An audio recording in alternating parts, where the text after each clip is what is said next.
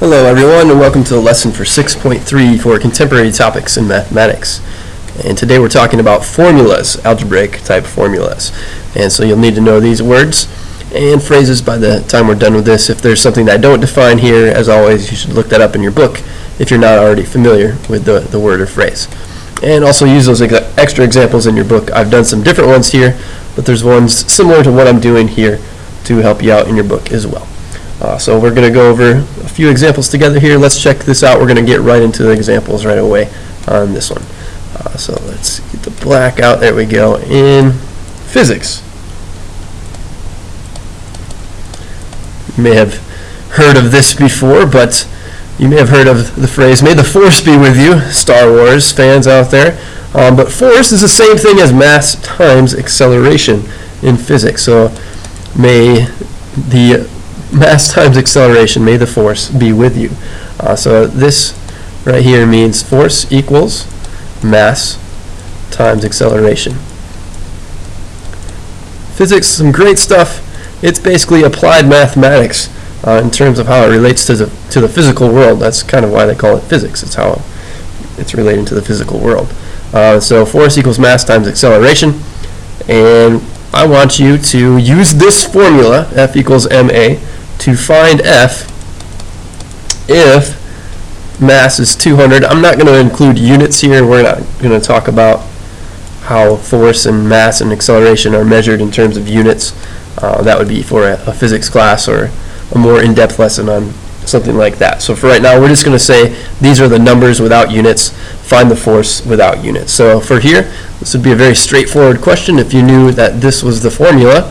Formula is just something that's an equation, basically, that's relating things, real-world phenomena, something that actually applies to real life, you could say.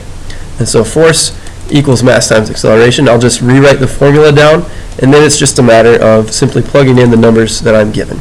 And so here, mass is 200, and the acceleration is 6.5. So I'm going to replace m and a with 200 and 6.5 in the equation, substitute them in other words, and now just multiply 200 times 6.5. 200 times 6 would be 1200, and then half more of 200 would be another 100.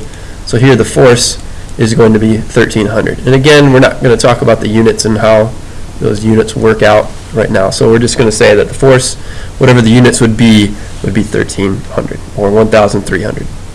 Let's check out a second example now. If you're in my CTM class, we've already talked about, or assuming that the same schedule is what we're doing the year you're watching this video, we've already talked about this kind of stuff. Statistics, we've reviewed statistics, and we've talked about z-scores and how it relates to normal curves. And so there's actually a formula that allows you to find the z-score, and we're going to look at that here. In statistics, a z-score, if you've never heard of z-scores, don't worry, we're just going to take the formula and plug some numbers in to figure out the missing variable. So z-scores can be found using this formula. That's the bell. Yes, it is. I imagine some of you, even if you're at home watching this, like jumped out of your seat and like you're ready to go to your next class. But this is the formula: x bar minus mu over, that whole thing, over the standard deviation, which is sigma. It's like a little circle here, and then it just goes to the right a little bit more. Sigma over the square root of n. And what all these things are, we're not going to be too concerned about that right now. We're just going to say this is the formula. We're going to use this formula to figure out what your z-score is when these values are all true. So find z, and knowing what all these things stand for and how to find each one of these things separately, that's for a statistics class or for a chapter on statistics at least. And so if you've been in my class, we've already done that most likely, and you should know or remember what those things stand for. But here's the numbers. We can just, for this one, fill in the numbers to figure out the missing parts. So here, the mean x bar is 100, and the mu value is 90, standard deviation is 15, and n is going to equal 9. Alright, so let's find that out. Let's figure this out.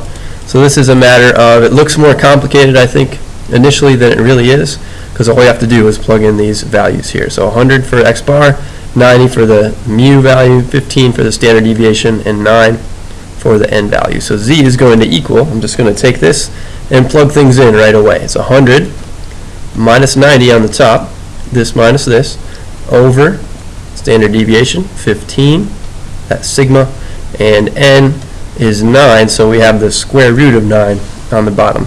At this point, take out your different color if you're one of my students, and I want to just emphasize a point here. Think of this as a value here altogether. Let's put this in parentheses. Always think of invisible parentheses being around parts of a fraction. So we're going to take this value first, figure out what that is, and divide it by this value here. We're taking this part of the fraction divided by this part of the fraction. We want to simplify these things first within the parentheses as much as possible. And so 100 minus 90, that is simply 10. And I'm going to keep my parentheses here as I go just to show you how the steps flow here. So this in the parentheses simplify to this, and then this in the parentheses is going to simplify to 15 over 3. The square root of 9 is 3. So you can still simplify this more. That, yes, you can take a fraction or something divided by a fraction as the same as multiplying by the reciprocal, but if you can simplify this, might as well do that in the next step. That's a simpler way to do it. So 15 divided by 3, that is 5. And so from there, your answer should be, your answer is 2. Okay, so if you plug those numbers back in, we could verify that that works out. Always a good idea to do that. Example 3, let's check out an example, a famous Einstein quote to go along with this one as well. So when compounding interest continuously, and then the quote goes along with this. Einstein, he was basically asked what's the most powerful force in the world, and he said compound interest.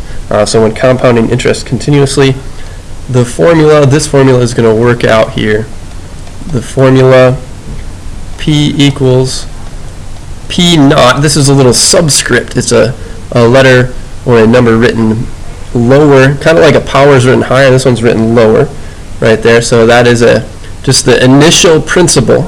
The new principal is going to equal the initial principal. And then E, this is a value we'll talk about in a little bit, but E, there's a button on your calculator for E. It's actually a very specific value, and it comes based on natural logarithms. If you remember learning logarithms, if you're a CTM student, you learned about those in Algebra 2. So this can be used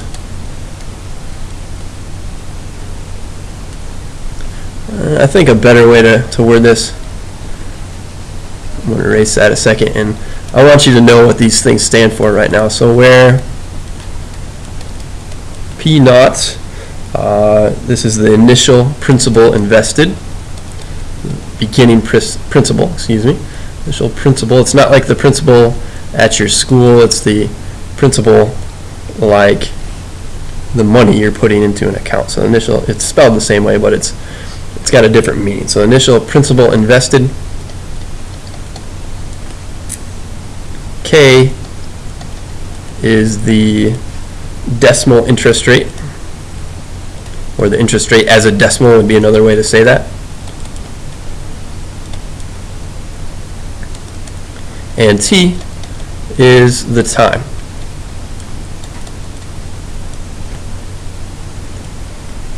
So this formula, where this is true, can be used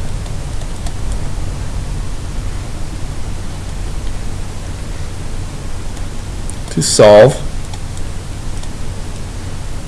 for the principal P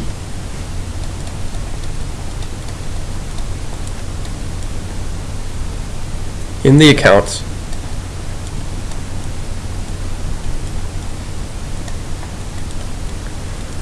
at any time. And so let's see if Einstein was right in his quote. Is this really that powerful of a force? If $5,000 is invested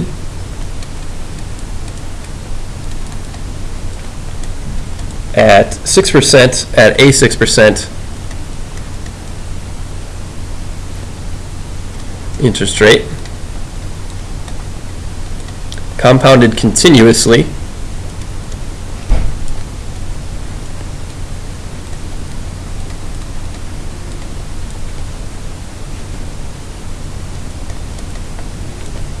find the balance, or in other words, i.e., that is to say, principal, the P, the capital P, find that after 40 years. So this one actually takes longer to write down the problem itself than to solve it. And let's see what we got here. So we're going to use the equation that was given to us up here. That principal is going to equal the initial principal, P naught, times e to the kt power. And then it's a matter of just plugging in the numbers correctly. So we've got the initial invested, that's $5,000. E is approximately 2.7, and we'll find the button on our calculator to do this for us. But we'll use that button on our calculator, and where E comes from, that's again for another lesson, kind of like this statistics stuff. This was for another lesson for something else. We're not going to get into where the E comes from, but it's used a lot in power problems, exponential problems, in terms of exponential growth and decay when things are continuously compounding. And then we have e to the, this is a 6% interest rate, but it's the decimal interest rate. So this is 0.06 as a decimal. 6%, same as 0.06 times 40. And I feel like it's valuable for us to, or important enough for us to make a little comment here. This is the same thing as 6% right there. So let's put that in our different color. And then it's a matter of, we can use our calculator to figure this out right here. Let's see if mine has an E button on it. I'm not sure if mine does. So I might just have to, yeah, I don't see the E button on here, or even natural logs on here. Okay, nope. I'm just going to have to say, you're going to have to trust me on this. I used a scientific calculator that I had and plug this in. So if you have a scientific calculator, take that out and you can verify this for me that you are doing the right thing. But plugging this in with a scientific calculator, taking 5,000 times and then multiply it by, there's going to be a button probably that says E or E to the X on your calculator. You might have to hit the shift button first or the second button and then hit that button to get that to pop up. But then you're going to take that to this power, to this times this power. Make sure this is all together. Put this, let's put this in color too, let's put this in parentheses here. So this has to be this whole power, not just to the 0.06 power, but to the 0.06 times 40 power. You got to do that all at once. Plugging that correctly into a calculator should give you about this. And initially your response might be like, ah, that's all right, that's not so much more. But think about that. You put your money in an account. You did nothing to it. You did nothing to earn more money on it except just having it sit there in the account, and you earned more than 10 times the money back after 40 years. Yes, there's going to be inflation. Yes, your money won't be worth as much in 40 years as it is today, but still, that's pretty impressive. If you just put it under the pillow, you would still have $5,000 after 40 years. If you put it under a mattress, that's probably the more, under a pillow, I don't know what I'm saying that for. That would be a horrible place, but under a mattress, or just stuffed it in a safe somewhere in your house and didn't invest it at all, yeah, you would have $5,000 still. But this is more than 10 times. If you took this and kept it going, it's going to increase exponentially. So if you are like 25 years old and you can invest $5,000 into an account that would actually get a guaranteed 6% interest rate continuously compounded, you'd be in really good shape. You would have at least $55,000. You would have that much. If you could invest more than that, even better. So the more years you can invest, the better off you're going to be. Thinking about retirement early is a really good idea, even if you're in your 20s, even if you're in your teens. I remember that I started learning about investments and interest and whatnot, and I tried to save my money when I was younger, and I even tried to put some money away for retirement in my 20s, and I think it's going to pay off in the long run. But let's check out this fourth example We're going to use, in this one, the quadratic formula to come up with a problem here. We're going to solve the equation. This one's going to be a variation on what we've done. We're not actually going to get a number value here. We're going to solve the equation x equals, I'm going to take this, but just take the positive portion of this. So we're going to solve this, x equals negative b plus or minus. We're going to just do the plus part here though. So plus the square root of b squared minus 4ac all over 2a. We're going to take that and solve that for c. This is not going to look very nice at first, but it's actually not that bad. So we're going to try to get c by itself. We're trying to get this isolated. We're trying to isolate that particular variable. So here's our solution. No numbers. We're just going to use the letters. But we treat those letters all the same and just try to solve for b based on what we have here. So we have negative b plus, I'm just going to rewrite down what I had up here, b squared minus 4ac all over 2a. So we're going to start off with that. So from there, let's get out our different color. We're trying to isolate c. We're trying to get c by itself. The first step in doing that would be to get rid of this 2a. So it's right now everything's divided by 2a. If I multiplied everything by 2a, that would be a great first step. That would allow me to cross this off here, and it would just leave me with 2ax equals negative b plus the square root of b squared minus 4ac. And again, I'm leaving out the plus or minus part. I want to make this not quite that complicated to talk about. So I'm just getting rid of that little twist to the problem here to the quadratic formula. So just the positive part. What would we do next in this case? So I'm trying to get c by itself. If I could move the negative b over there, that would get me one step closer. So that's what I'm going to do next. I'm going to add b to both sides. And like that, that'll cancel out right there. I'll have 2ax plus b equals b squared minus 4 times a times c. So I'm getting closer, getting warmer. What do I do next? I'm trying to get rid of this square roots. How could I do that? I could square everything. So I'm going to square both sides of the equation. Squaring cancels out square roots. So I'll put a slash through that. This I'm going to leave like this for now. I'm not going to FOIL that out. So I'm just going to leave it like that in that form. So 2ax plus b squared. You could use FOIL, first, outer, inner, last. You could expand that binomial. This would be this times itself, but we're just going to leave it like that for now. So we have this next, and then I'm getting real close now. I just would need to move this b squared over here and then divide by negative 4a, and I'd be where I wanted to be. So let's do that at this point. Subtracting b squared. I can't put that and that together, so I'm going to have to keep those two things separate.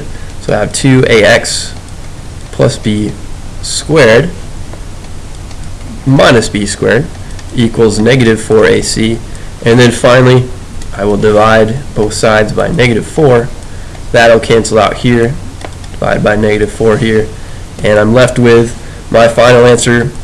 Basically, I could use this. This is what I could use in a very straightforward way. If I plugged in, if I knew what a was, what b was, and what x was, I could just plug those values into this equation, and that would output, or that would shoot out my c value. So if I knew a, b, and x, plug them all into here, then I would know exactly what the c value would have been for the positive portion of the quadratic formula. So that right there would be the equation, the formula solved in terms of c. And that's actually going to do it for us here. So that last example, you're going to see different examples as we go through this. We can't do an example like every single possible one you're going to see, but use these as guidelines. Use the examples in your book as guidelines, and hopefully you will do very well on this lesson. All right, I'll see you guys later.